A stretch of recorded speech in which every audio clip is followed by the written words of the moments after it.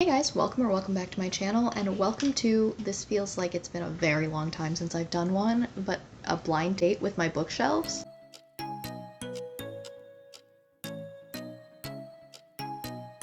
If you are new to my channel, I used to do this series of videos in which I would have like my followers on Twitter or wherever pick a series of coordinates for me. So those coordinates would lead me to a specific book on my bookshelves. I would do what I called a blind date with them, and I would either tell you guys all about it, give a little brief review of the book if I have read it, or give you a synopsis and my thoughts on whether or not I'm going to be reading it anytime soon if I haven't. So this time, this was a spur of the moment thing. I didn't ask anybody for any coordinates, but I did a random number generator and I got them for myself. My bookshelves are a little different since the last time I did this configuration, but here goes. Okay, so the first set of coordinates is 4 to 17. The first number corresponds to which number bookshelf behind me, going from left to right. The second number is which shelf from up to down, and then the third number is which book on that shelf. So let's go find 4 to 17.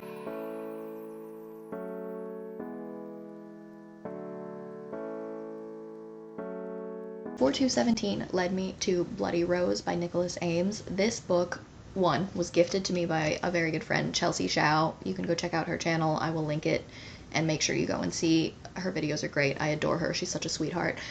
This was a birthday gift from her a few years ago because she knew that I had read Kings of the Wild. She had also read Kings of the Wild. We both enjoyed it a lot, and this was on my Amazon wish list, and she got it for me. It was very, very sweet of her. Thank you again, Chelsea, and I'm sorry that I haven't read this in the intervening years, but I need to. So book one follows a band of mercenaries that in their day was very renowned and very good at what they did, right? Everybody knew who they were. I don't remember what their mercenary band name was, but they were all the best of friends, and they all did amazing feats of, I don't know, mercenary stuff together.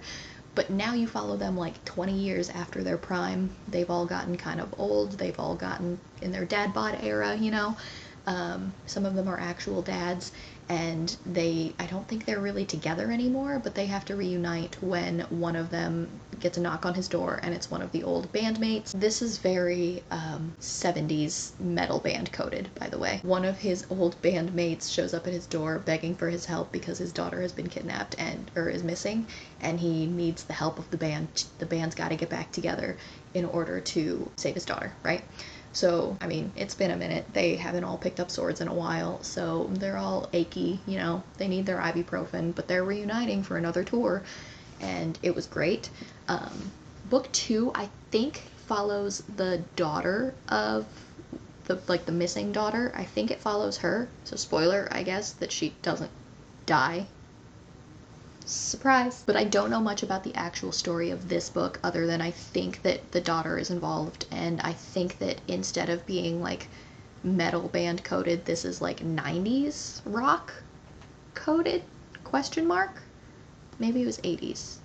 Each book was supposed to follow like a decade of music, and it was supposed to be really good. Book one was really, really funny. I have absolutely zero excuse for not having read book two yet, other than nothing. I have nothing. But I think I am going to move it back up on my TBR because it was just one of those books that fell to the wayside, and after the hype for the first one died down, and now I really want to read this one again. The next set of coordinates is 5, 1, 15.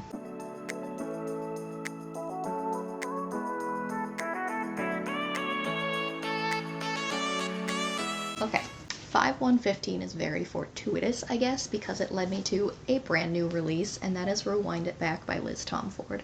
I've talked about Liz Tomforde all the time on my channel. She writes the Windy City series. I think she might have another series that's out. I don't know. This is what introduced me to her, and she has written some of my favorite sports romances of all time.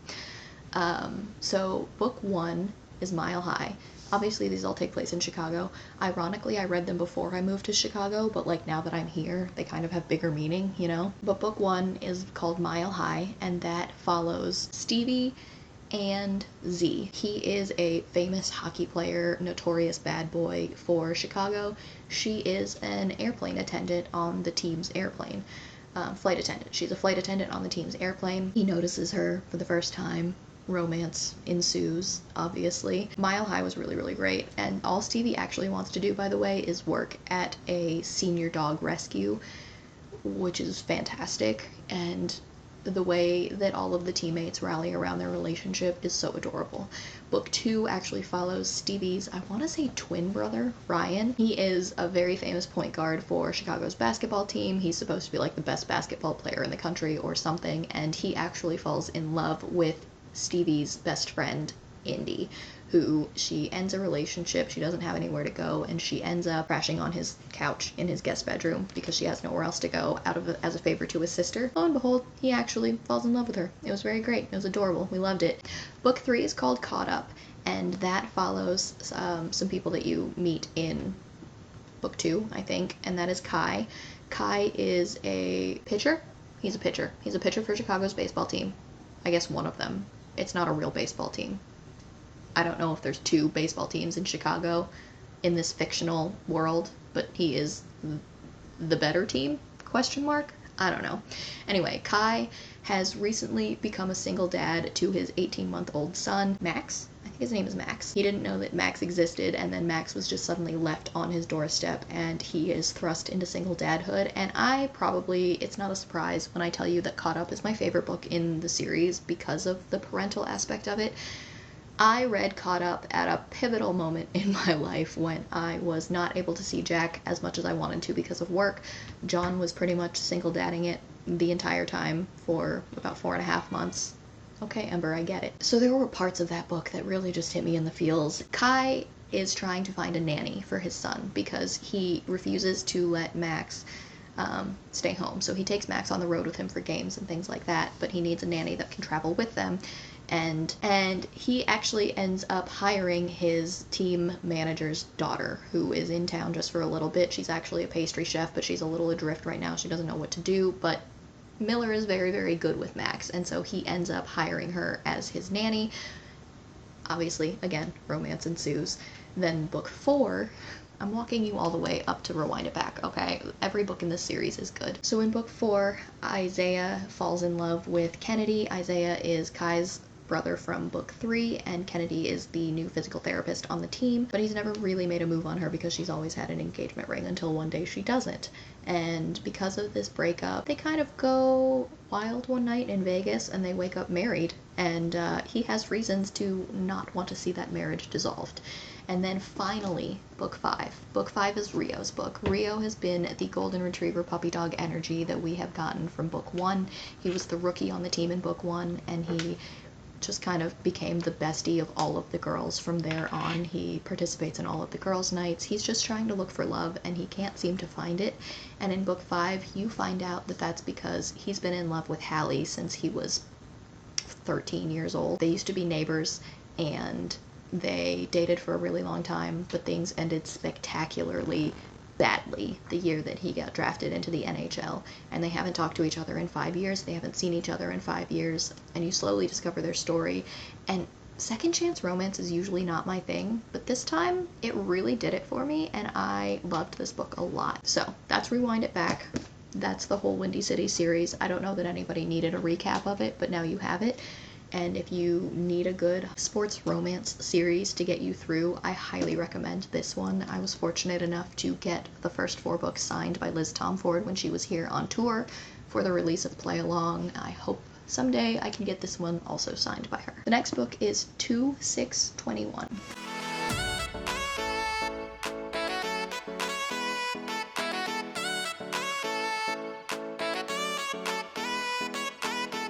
So 2/6/21 actually led me to like book 8 in this series, so instead I pulled book 1 to talk about instead, and that is Dies the Fire by S.M. Stirling. Now I have started, I believe, book 1. John has gotten further in this series than I have. What book did you make it to? 1.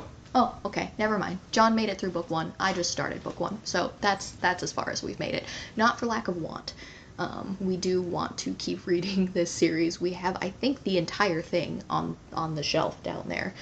But all that being said, Dies the Fire by S.M. Stirling is about a world in which, I don't know, like a blip happens and it transports people into this alternate reality version. I don't really even know how to describe it except that science doesn't quite science right.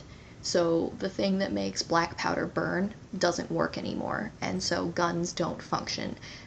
Airplanes fell out of the sky because like some of the laws of physics are slightly different than they used to be. And it's essentially about this alternate reality in which people are thrust into like the apocalyptic end of times where I don't know, not apocalyptic end of times, more like just a dystopia out of nowhere with no warning. Cars don't function, lights don't function, guns don't function, airplanes don't function, like electricity doesn't work, anything like that doesn't work anymore. And it sounds so interesting, and I want to know how people dealt with it, and so that's why I do want to read this series. I just haven't gotten there yet. I think that my dad maybe made it further in the series than we have. I want to say he's made it to book 2 or 3. But yeah, that's Dies the Fire by S.M. Stirling. I wish I had more to tell you, but I don't. The next set of coordinates is 2422.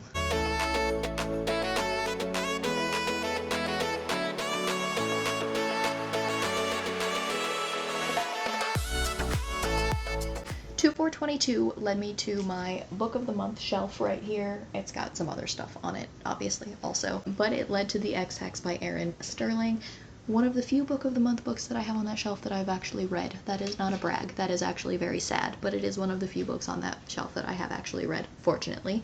What is this? This is October of 2021. So 9 years ago, coming off of a bad breakup, she mends her broken heart. She's a witch, and she mends her broken heart by just casting a therapeutic spell on her ex, a curse, if you will.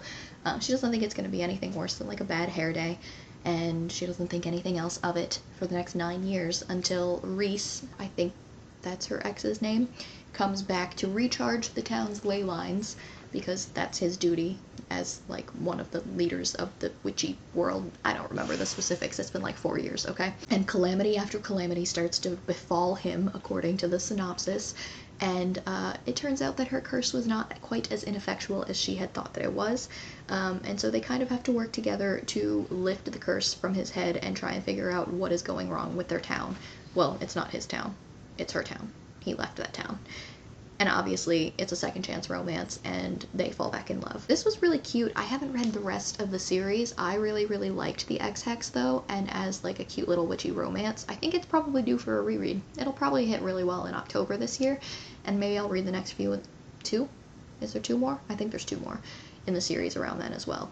I enjoyed this. It was laugh out loud funny. The poor guy had no idea what had hit him, but he definitely had some things to make up for regardless. So that is the X-Hex by Aaron Sterling. If you need a witchy little rom-com romance, this is definitely one that should be on your list because it was a great time. The last set of coordinates is 1318.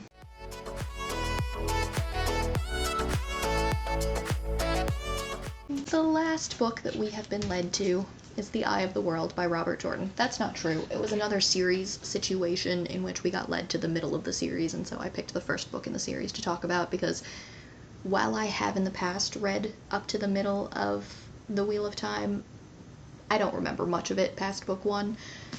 This probably couldn't have come at a better time. We just received the news that the Wheel of Time TV show has been canceled, and I'm not gonna lie to you, I didn't watch after season 1. I haven't heard the best of things from people that are actual fans. I did attempt to start to reread The Wheel of Time in honor of the TV show when it was coming out. I didn't make it very far. Clearly, events happened. I had a child. But it's still on my list. I'd like to get through the entire series at some point.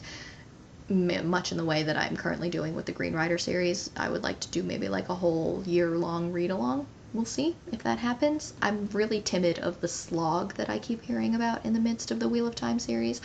Anyway, if you haven't heard of this, I'm not really sure how, if you are in the fantasy world at all, but this is a very classic Chosen One type fantasy in which Rand, I don't remember his full name, oh god, there's no synopsis. Anywhere? Is there no synopsis anywhere? Nope, nowhere. Okay, Rand is a small town boy, farm boy, if you will, and apparently he's been prophesied as the Dragon Reborn. I think that the dragon was... Man, Wheel of Time fans are really gonna come at me for this one. The Dragon Reborn was like, he could go either way, whether he's gonna kill everybody in the world or save everybody in the world. And so the people who are in charge of protecting such prophecies know that he is a candidate to be the Dragon Reborn, and they show up in his small farm town and they tell him, "You're coming with us." And so he gets a band of his friends together, and he does in fact come with them. And some of them learn magic, and some of them learn fighting, and there's lots of peril. And that is all I've got, guys. I have not actually read The Eye of the World in its totality, probably since I was like 12 or 13. That goes for the rest of the books in the series as well. So my recollection actually comes from my more recent reading, or my more recent watching of The Wheel of Time, which wasn't a great, faithful adaptation, right? So that's all I've got. It's very highly acclaimed. Thanks, Jinx. Brandon Sanderson finished the series after Robert Jordan sadly passed. I'm very excited to get to those books at some point in the future, I guess. But yeah, that's The Eye of the World. That's all I've got for you, because there's no synopsis on the back of this book. I'll read it to you. The wheel of time turns, and ages come and go, leaving memories that become legend. Legend fades to myth, and even myth is long forgotten, when the age that gave it birth returns again. In the third age, an age of prophecy, the world and time themselves hang in the balance. What was and what will be and what is may yet fall under the shadow. So take from that what you will of this story. But I think that maybe my description gave slightly more, just a little bit, indication of what it's about. That's all I've got, though. Okay. So that is the last book in this blind date with a bookshelf. Next time, if I do another one of these, hopefully soon, then I will try and put the coordinates out there for somebody else to choose for me. But this one was just really a spur of the moment. I had some time to film, and I really wanted to get it out of the way, I guess. So I picked the coordinates myself. But yeah, that's Blind Date with My Bookshelves, guys. I actually had a fairly decent mix of read and not read this time. In the past, we've very heavily leaned on the not read, unfortunately.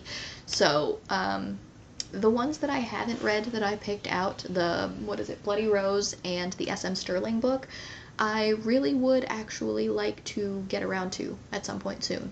Maybe I will do an addendum to the Blind Date with the Bookshelves of books I haven't read but need to, because they've been picked out by this specifically. That would be a fun way to do a TBR. We'll see. Maybe that'll be a future thing. But that's it for this one today, guys. So don't forget to like, comment, or subscribe. It really helps out my channel. Down in the description box, you're going to see all sorts of links for X and Goodreads and Storygraph and etc. Instagram, all of those things. Also, you're going to see a rep code for Unplugged book box, CAT5. It'll give you 5% off anything on their website, including some of their really fun, cool special edition boxes that they've got coming out over the next few months. But yeah, I will talk to you guys in my next video. Bye!